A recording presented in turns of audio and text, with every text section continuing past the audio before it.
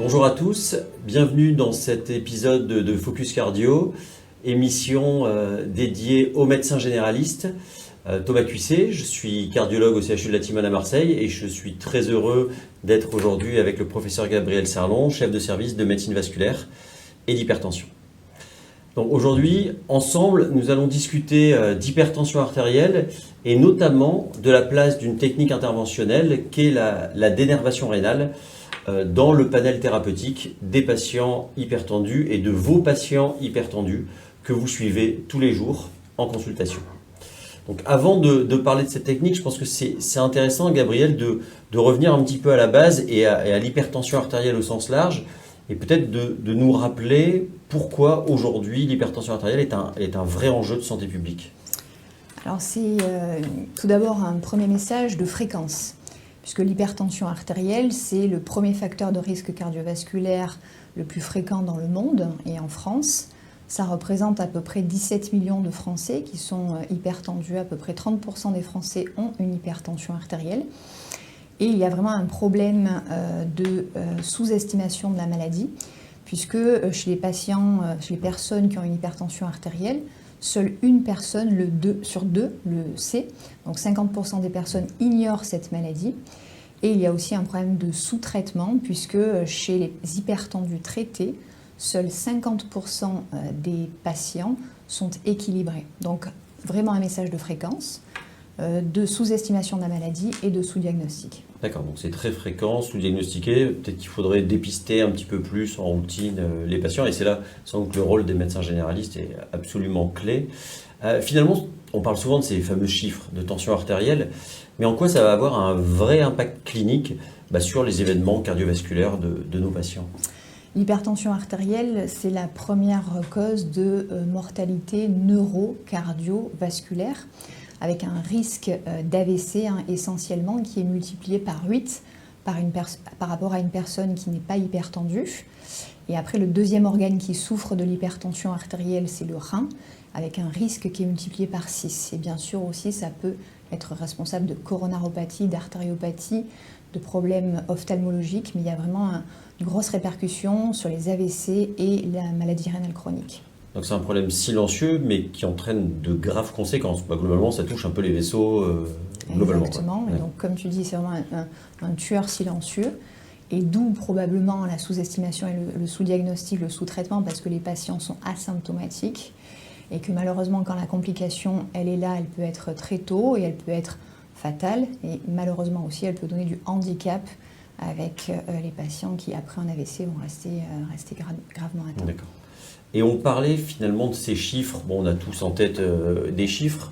Peut-être c'est intéressant de nous rappeler aujourd'hui, en 2025, les objectifs et la définition actuelle de l'hypertension artérielle. Voilà, je pense que d'ailleurs le sous-diagnostic vient de là, parce que finalement la pression artérielle qui est importante n'est pas la pression artérielle de consultation.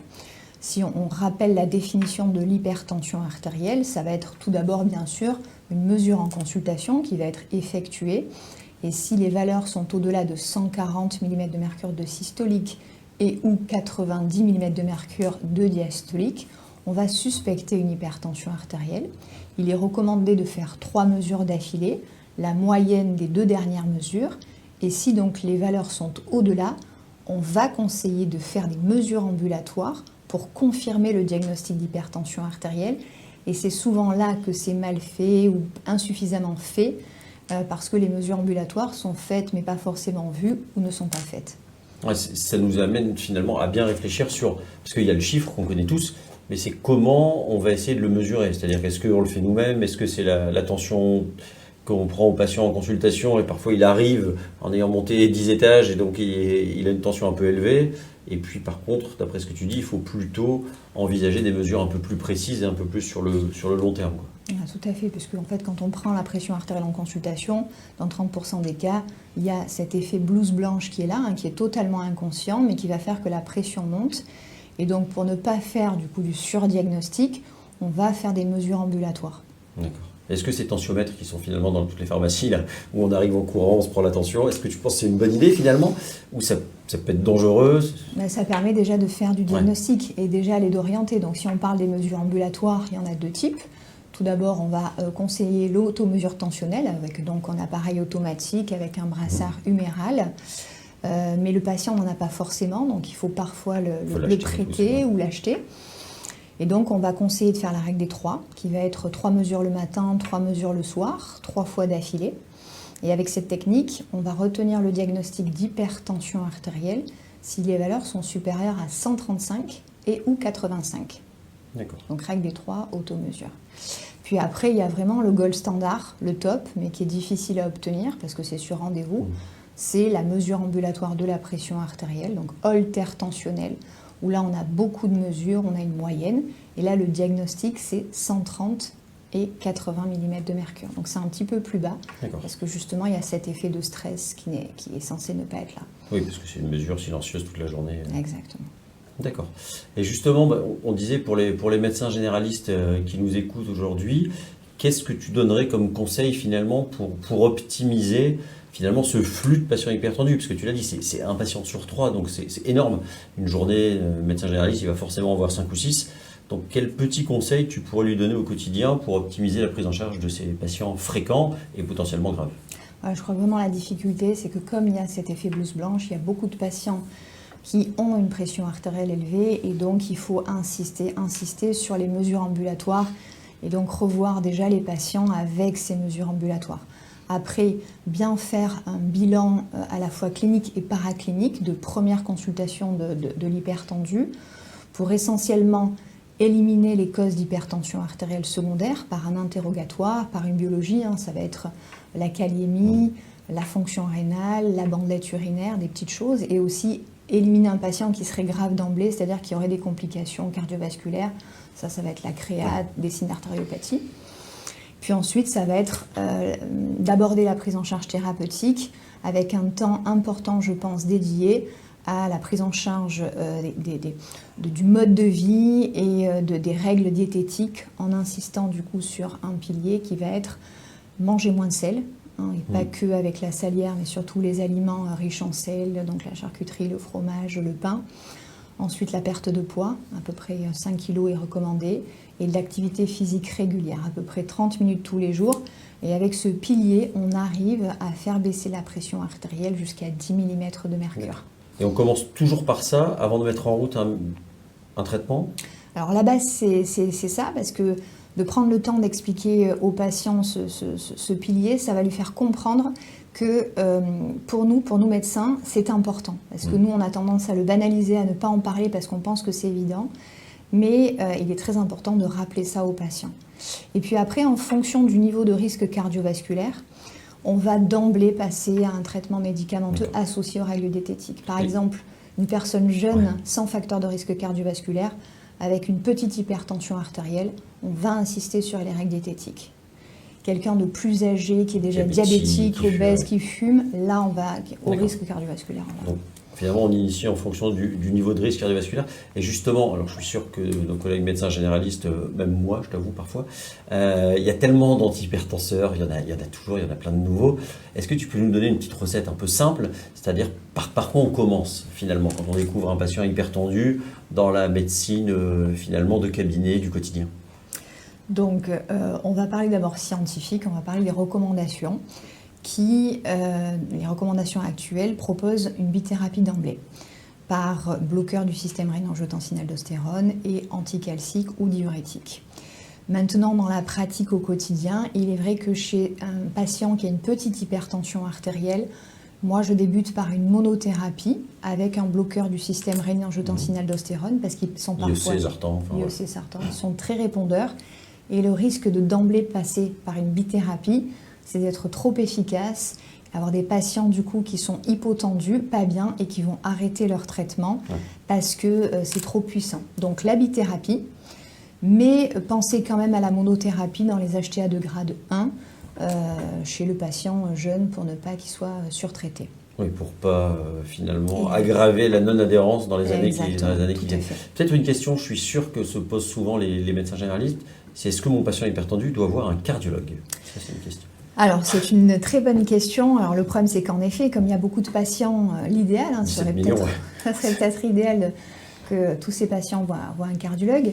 Mais déjà, il faut cibler les personnes qui nécessiteraient d'avoir un bilan d'hypertension artérielle secondaire. Donc ça, c'est les personnes de moins de 40 ans ou chez qui la pression artérielle a débuté, l'hypertension artérielle a débuté avant 40 ans. Parfois, on est amené à prendre en charge, par exemple, des femmes de 60 ans, et quand on leur pose la question, elles sont hypertendues depuis très tôt, depuis les premières grossesses. Donc ça fait partie des patients... C'est le cumul des années, un peu comme le diabète, finalement. Exactement. C'est un peu la même chose.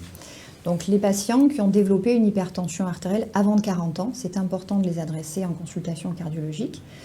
Et ensuite, ça va être les patients qui vont avoir des signes à l'examen clinique ou au bilan biologique d'HTA secondaire, par exemple une hypokaliémie, par exemple des signes de phéochromocytome ou des signes d'apnée du sommeil. Enfin, on va adresser les patients qui pourraient avoir une HTA secondaire.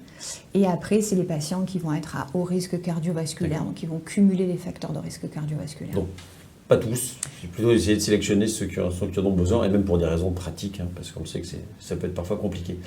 Donc finalement, dans ce gros pool de patients hypertendus, je pense qu'il faudrait qu'on discute maintenant un peu plus, c'est cette fameuse hypertension artérielle résistante ou non contrôlée, qui représente finalement une proportion de ces patients. Est-ce que tu peux finalement nous la définir et nous dire parmi les hypertendus, quelle est l'incidence en fait de cette hypertension artérielle résistante ? Donc l'hypertension artérielle résistante, c'est une hypertension artérielle qui va être non contrôlée par la prescription de 3 traitements avec un IEC ou un sartan, premier traitement, un anticalcique, deuxième traitement, et un diurétique thiazidique, le tout à dose optimale. Et la résistance, ça veut dire que ça résiste et que c'est confirmé en mesure ambulatoire. C'est important. La fameuse MAPA. Voilà, ouais. MAPA ou automesure règle 3. C'est important d'associer à la définition les mesures ambulatoires parce qu'il peut avoir aussi un effet blouse blanche chez un hypertendu en trithérapie. Donc c'est important de rappeler ça et d'expliquer ça. Et la fréquence est à peu près 10 à 30% des patients qui ont une hypertension artérielle dans les études ont une hypertension artérielle résistante. Donc c'est quand même fréquent. C'est très fréquent. Ouais. D'accord. Et ces patients-là doivent voir systématiquement, pour le coup, j'imagine, des spécialistes de l'hypertension comme toi et les gens de ton service ? Oui. Alors là, oui, c'est important parce que du coup, il va avoir une succession d'éléments que l'on va rechercher pour s'assurer, pour comprendre d'abord pourquoi le patient a une hypertension artérielle résistante et pour optimiser son traitement. Donc déjà, la première étape, ça va être de faire avec lui le point sur son observance.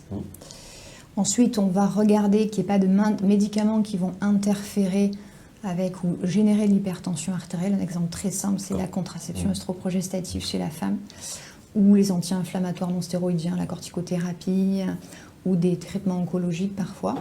Et après, la quatrième étape, ça va être que l'on va en fait faire un relais avec un passage sous traitement neutre pour aller faire un bilan d'hypertension artérielle secondaire, à la fois hormonale, rénale et vasculaire.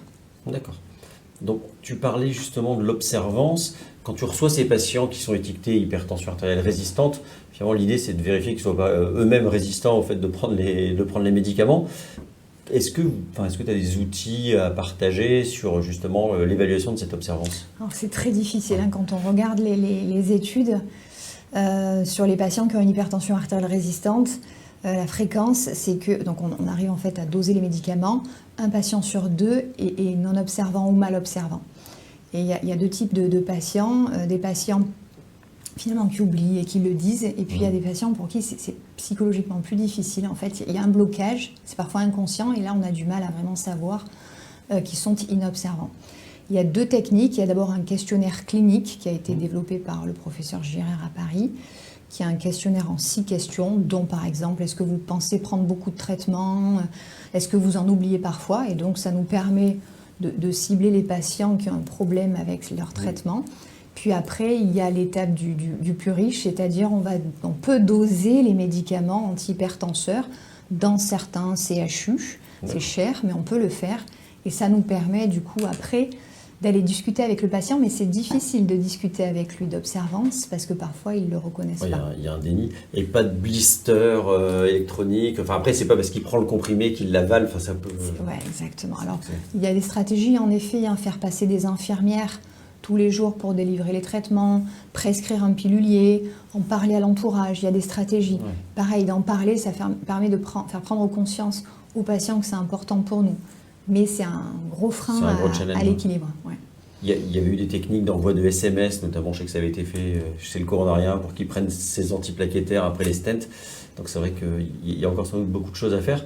Donc finalement, ces hypertensions artérielles résistantes, ça reste quand même assez fréquent, hein, d'après ce que tu dis. Il faut optimiser l'observance, il faut sans doute optimiser le traitement médicamenteux. Et c'est dans cette entité que se place aujourd'hui finalement cette technique interventionnelle qui s'appelle la dénervation rénale.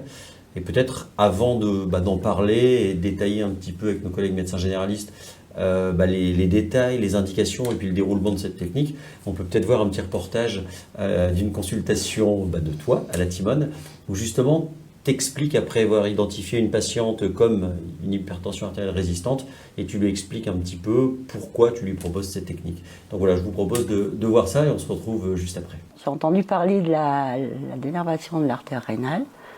Qu'est-ce que vous pouvez m'expliquer si je peux en bénéficier? Alors c'est vrai que c'est une technique qui n'est pas possible pour tous les patients qui ont de l'hypertension artérielle, puisqu'il y en a beaucoup en France, presque un Français sur 3 a de la tension. Donc on va la réserver à certains patients. Et il y a 4 conditions nécessaires pour pouvoir après bénéficier de la technique. La première condition, c'est tout d'abord d'avoir 4 traitements. Parce qu'il faut qu'il y ait beaucoup de traitements et que malgré ces traitements, la tension artérielle résiste pour vraiment cibler les patients les plus graves, on va dire. La deuxième condition, c'est que malgré ces 4 traitements, la tension reste toujours forte. Et ça, on va le contrôler sur un holter de tension. Vous connaissez cet examen, vous l'avez déjà eu. Et donc, pour l'instant, vous avez 4 traitements et la tension reste forte sur le holter. Donc, en effet, vous pourrez bénéficier de la technique. La troisième condition, c'est de s'assurer, dans un centre expert comme est la Timone, faire des examens pour être sûr qu'il n'y ait pas une cause qui déclenche cette hypertension artérielle. Ça peut être un problème hormonal, ça peut être un problème de rein, ça peut être un problème d'artère rénale qui est pincée, ça peut être aussi un problème d'apnée du sommeil. Donc ça, on fait un bilan que vous avez eu aussi et qui est normal pour s'assurer qu'il n'y ait pas une cause qui devrait être traitée différemment qu'avec la dénervation rénale.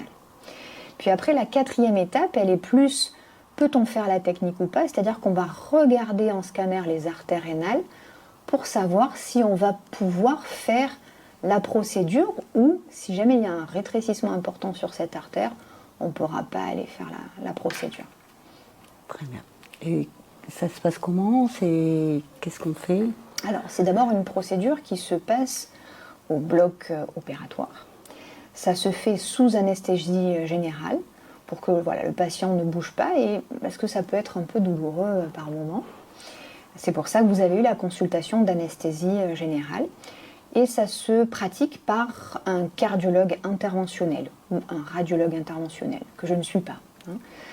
Le médecin va d'abord réaliser une ponction au niveau de l'aine et il va monter un cathéter qui va aller dans les 2 artères rénales.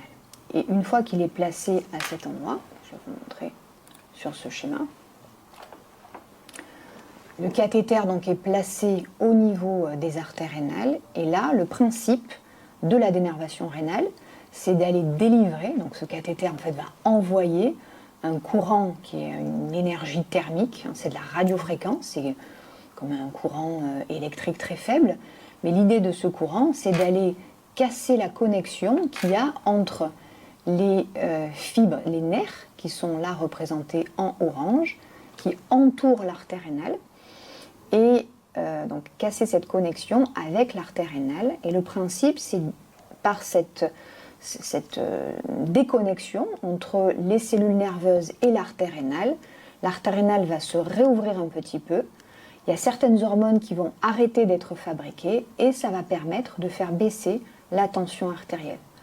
C'est une procédure qui a quasiment peu d'effets secondaires. Alors on peut toujours de façon extrêmement rare aller abîmer cette artère rénale, mais c'est rarissime. Le plus fréquent, les complications les plus fréquentes, c'est ce qu'on appelle des complications au point de ponction, c'est-à-dire à l'endroit où le cardiologue va piquer l'artère, notamment chez la femme plutôt mince. on peut avoir des hématomes, des bleus à cet endroit, mais qui disparaissent après rapidement. Voilà. Et ça se passe sur les 2 artères rénales. Ok ? Est-ce que sur moi, vous pensez que ça peut marcher C'est-à-dire, est-ce que vous pensez que la tension va bien baisser grâce à la technique ? Oui. Alors, dans la littérature médicale, il y a plus de 10 000 patients qui ont bénéficié de la procédure. Il y a beaucoup de patients qui ont eu cette technique dans le monde entier.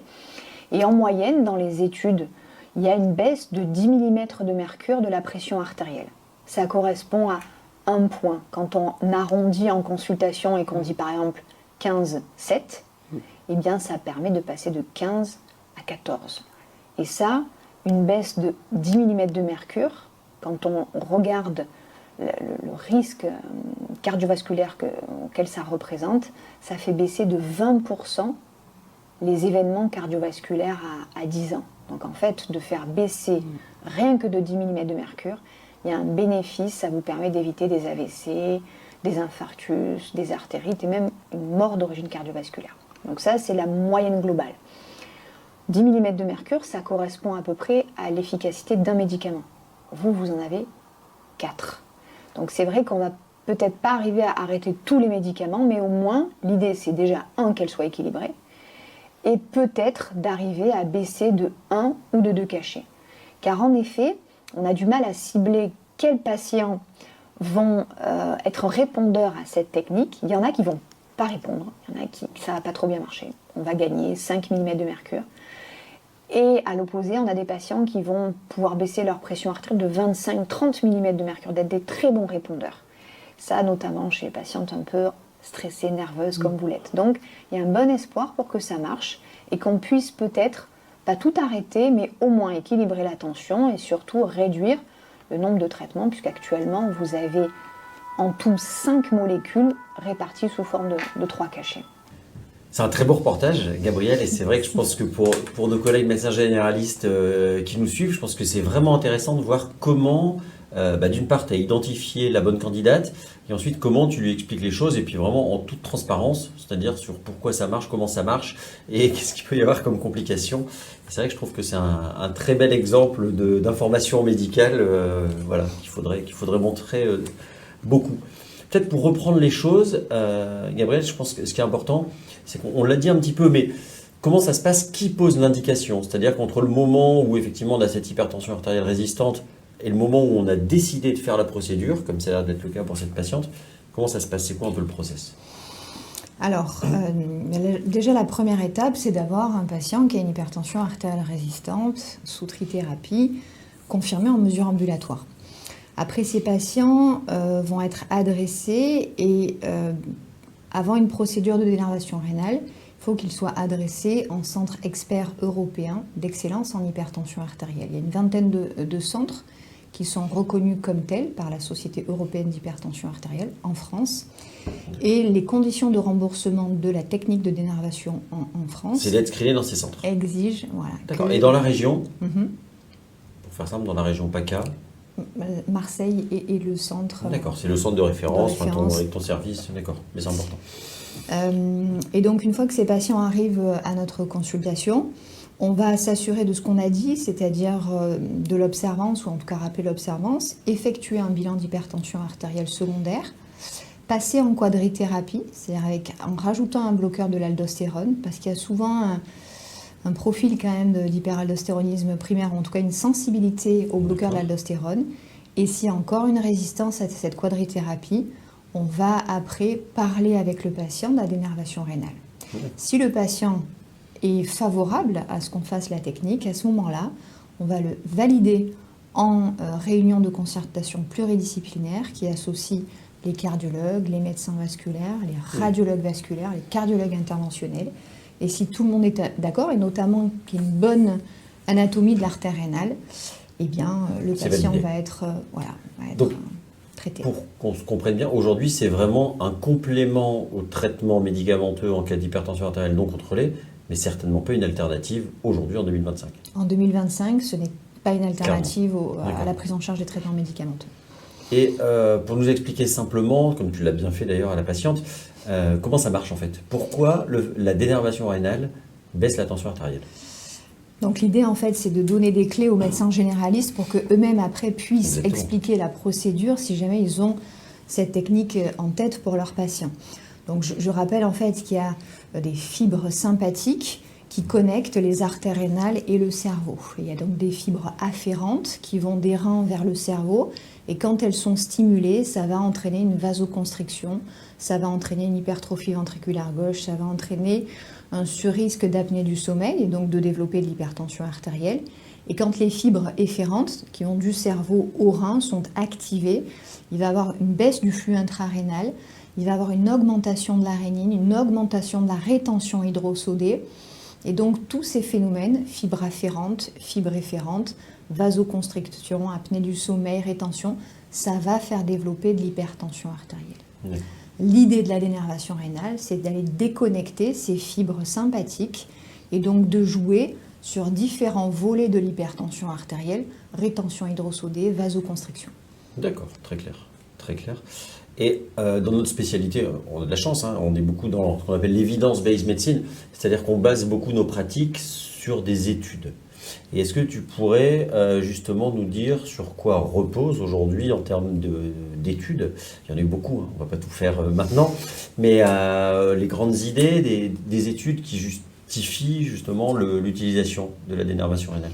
Donc pareil, pour expliquer à un patient, je pense que déjà la première étape, c'est de dire que ça fait déjà plus de 15 ans que cette procédure est développée. Donc ce n'est pas une technique qui est nouvelle, elle est testée depuis plusieurs années. Deuxième message, c'est qu'il y a un nombre important, plus de 10 000 patients qui ont été inclus à la fois dans les études, dans les registres. Donc il y a un nombre très important de patients, ce qui fait qu'on sait que la procédure, elle est sûre. C'est-à-dire qu'il n'y a pas de complications, très peu de complications. Et après, il y a l'efficacité. Et donc là, il y a des essais contrôlés, randomisés qui ont été menés avec les différentes techniques, puisqu'il peut y avoir de la radiofréquence, il peut y avoir des ultrasons, avec des différents types de patients, des patients qui étaient sans traitement ou des patients qui étaient sous traitement avec de l'hypertension artérielle non contrôlée.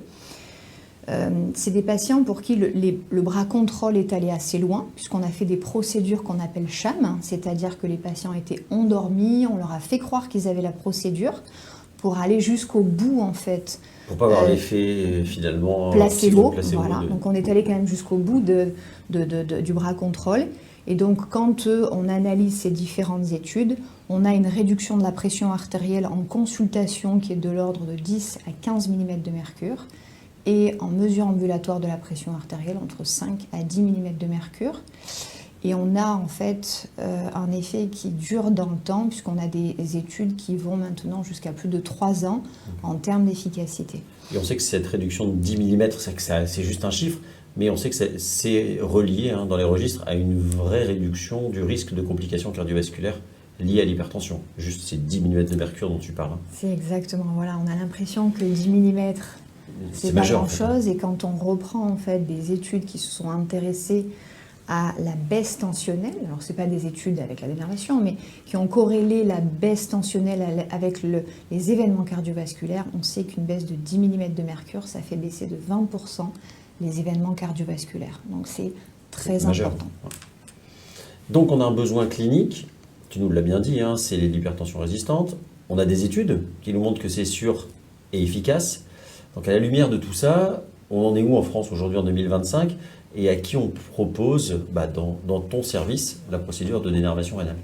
Alors si donc la première étape, c'est si on colle au remboursement, évidemment, aux indications de remboursement en France. Donc il y a une technique qui a le remboursement en France, qui donc est une sonde de radiofréquence. Et les indications sont en hypertension artérielle, sous quadrithérapie, après mesure ambulatoire, sans hypertension artérielle secondaire, après avoir été validée dans un centre expert en hypertension artérielle. Quadrithérapie, c'est-à-dire avec l'ajout de l'anti-aldostérone. Exactement. Voilà. Donc ça, c'est actuellement les conditions de remboursement. Après, les patients aussi peuvent être inclus dans des registres, mais voilà, pour le remboursement, c'est dans cette indication. D'accord. Et est-ce que parce qu'on sait que parfois la France aime bien se démarquer, ça peut nous arriver, est-ce que les indications sont homogènes? C'est-à-dire que, parce qu'on a tous un peu les mêmes études, hein, on lit tous les mêmes études, et est-ce que les recommandations dans les différents pays européens ou nord-américains, est-ce que l'utilisation de cette technique chez l'hypertendu est à peu près la même que le remboursement dont tu viens de nous parler en France? Alors en effet, nous on fait toujours différent en France, et quand on regarde que ce soit les recommandations récentes, nationales d'ailleurs, européennes et américaines, tout le monde s'accorde pour élargir les indications de réalisation de la technique. Donc déjà, tous les experts s'accordent sur le fait que la trithérapie suffit et non pas la quadrithérapie. Ça, c'est la première étape. De plus en plus, la technique est proposée et va probablement aussi être proposée en France aux patients qui sont intolérants. Donc on voit des patients en fait qui ont des intolérances multiples à de nombreux traitements, et aux patients qui sont inobservants, pour leur permettre du coup d'avoir quand même un contrôle de la pression artérielle et éviter d'avoir des complications cardiovasculaires. D'accord. Donc ça, on risque d'évoluer un peu vers ces indications-là chez nous. J'espère qu'on aura la chance d'évoluer vers ces indications. D'accord, c'est très clair. Et finalement, en pratique, par exemple, cette patiente, une fois que l'indication est validée, je pense que c'est intéressant aussi, comme tu l'as dit, parce que les médecins généralistes, quand ils parlent d'une technique à leurs patients, il y a une vraie plus-value à être capable de leur expliquer, grosso modo, comment ça se passe. Comment tu pourrais résumer un peu la procédure, finalement, de dénervation rénale? Donc pareil, pour que les médecins généralistes puissent donner quelques petites clés en fait à leurs patients avant de nous les adresser. Il faut donc leur expliquer que ça va être une ponction fémorale, artérielle, que le patient est sous anesthésie générale, non pas par gravité de la procédure, mais par confort du patient, parce que ça peut être un peu douloureux au moment où on fait la technique de dénervation. Donc les patients sont endormis et ça va durer maximum 1 heure si la procédure est faite si la procédure est simple. Et alors nous dans le service, on garde les patients une nuit pour les surveiller, les contrôler, vérifier la pression artérielle, mais ça pourrait être des procédures qui sont faites en ambulatoire. D'accord, donc c'est hospitalisation très courte, anesthésie générale relativement courte, de 30 à 45 minutes, et un geste qu'on fait via l'artère fémorale. Je pense que c'est bien de l'expliquer, c'est bien aussi de le voir. Donc peut-être que c'est l'occasion d'aller voir le deuxième reportage qui cette fois va être beaucoup plus focalisé sur la procédure en elle-même. Voilà, on se retrouve tout de suite après. Donc on va commencer par une ponction fémorale artérielle, toujours éco-guidée pour limiter les risques de complications vasculaires. À partir de là, on va pouvoir mettre l'introducteur artériel fémoral qui nous permettra d'aller monter les sondes jusqu'aux artères rénales. Est-ce qu'on peut faire l'héparine et l'aspirine du coup? Donc une fois que la ponction fémorale est faite, la première étape c'est d'aller cathétériser les artères rénales. Donc c'est sous scopie évidemment. Et il faut aller localiser là et là. Parfait. On va faire le Risordan. Donc la première étape c'est de faire, une fois cathétérisé, faire une angiographie sélective de l'artère rénale. Donc ici on a l'artère rénale gauche. Et on va se staurer l'image. Une fois que le guide est mis en place, on va pouvoir amener le cathéter de dénervation rénale. C'est un cathéter de radiofréquence. C'est Medtronic qui nous commercialise ça. On le met sur le guide et on va pouvoir aller l'amener jusqu'au niveau des artères rénales le plus distal possible. Donc là on voit les 4 marqueurs, les 4 applicateurs de radiofréquence qui arrivent. On va pouvoir se positionner au niveau de l'artère rénale, en vérifiant notre position, pouvoir aller un chouïa plus loin. Et là on va pouvoir, une fois qu'on est en place, commencer les applications. Donc chaque application dure 1 minute. Il y a 4 électrodes de radiofréquence qui marchent simultanément. Chaque électrode a un contact avec la paroi artérielle et l'application doit durer minimum 45 secondes pour être considérée comme efficace, et la durée limite c'est 1 minute. Donc on entend le générateur qui tire. Voilà, on a fini la première application. Donc on va aller retirer un petit peu le cathéter pour le mettre un peu plus loin et continuer à compléter les applications sur l'intégralité du vaisseau. Là on va pouvoir, à mon avis, relancer l'application, on est bien. Hein. Là on va pouvoir refaire encore un run. Mais là c'est une zone que j'avais déjà eue, donc là je tape plusieurs fois au même endroit. Là je suis en train de... Là je pense que j'ai fait toute la rénale gauche. Hein. Mais ce qu'on a vu sur le scanner, elle n'était pas si grosse que ça, donc on savait qu'à gauche, on n'allait pas faire beaucoup d'applications. Une fois que l'artère rénale est cathétérisée, on va pouvoir faire pareil que tout à l'heure, une image de référence. Donc là, on voit qu'on a une très jolie artère rénale droite. On va pouvoir faire plus d'applications que tout à l'heure. Le but, c'est de faire des applications sur les artères qui sont entre 3 et 8 mm avec le cathéter. Plus on fait d'applications, meilleur sera le résultat sur le long terme. Ça n'a pas changé. C'est toujours 1 minute d'application pour les 4 électrodes. Puis on retirera le cathéter de plus en plus proximal pour vraiment couvrir l'intégralité de l'arbre artériel. Essayer d'avoir le plus de fibres nerveuses possible pour optimiser toujours le résultat qu'on pourra juger à distance dans 3 à 6 mois. Là, on répète le maximum du nombre de cycles d'application. Le but, c'est de faire vraiment l'intégralité des bras, du bon fibres, la partie distale, la partie très proximale, et pour être le plus distal possible. Les fibres nerveuses sont plus proximales et plus nombreuses dans la qualité de l'artère rénale. C'est un précis thérapeutique qualifié. Et on en a terminé. Très beau reportage à nouveau, Gabriel. Bon, je les connais bien. Et non, simplement, je pense que pour vous, médecins généralistes, c'est vrai que je trouve que c'est une vraie plus-value de ces émissions Focus Cardio qui vous permettent de venir comme ça pendant quelques minutes dans nos salles d'interventionnel pour voir vraiment comment se passent les procédures. Alors là, c'était la dénervation rénale et je suis sûr que ça va vous permettre d'expliquer un peu mieux à vos patients finalement à quoi correspond la dénervation rénale. Et je vous invite vraiment à voir les autres épisodes de Focus Cardio qui ont été réalisés sur le TAVI ou encore sur la fermeture d'auricule, parce que ça vous permet de mieux appréhender ces techniques et évidemment de mieux les expliquer à vos patients. Gabriel, donc là on se place, on va dire, juste après la procédure. On a vu qu'évidemment le médecin généraliste est clé dans le dépistage, l'identification des bons candidats, et il sera clé évidemment dans le suivi. Mais comment ça se passe, on va dire, de façon un petit peu plus spécifique dans ton service, et comment se fait l'interaction avec le médecin généraliste pour le suivi de ces patients qui bénéficient d'une dénervation rénale? Alors il est vrai qu'il n'y a pas de recommandation officielle sur le suivi. Donc nous, à viser à la fois de preuve de l'efficacité et aussi scientifique, puisque forcément, en fait, on collige un petit peu tous les patients qui sont dénervés. On a organisé un suivi systématique à 3 mois dans le service, avec une mesure ambulatoire de la pression artérielle, une MAPA, avec un dosage des médicaments, et on pratique aussi un échodoppler des artères rénales à tous ces patients pour s'assurer de l'absence de sténose sur les artères rénales, qui n'existe quasiment pas dans la littérature, mais c'est ce qu'on a décidé de faire.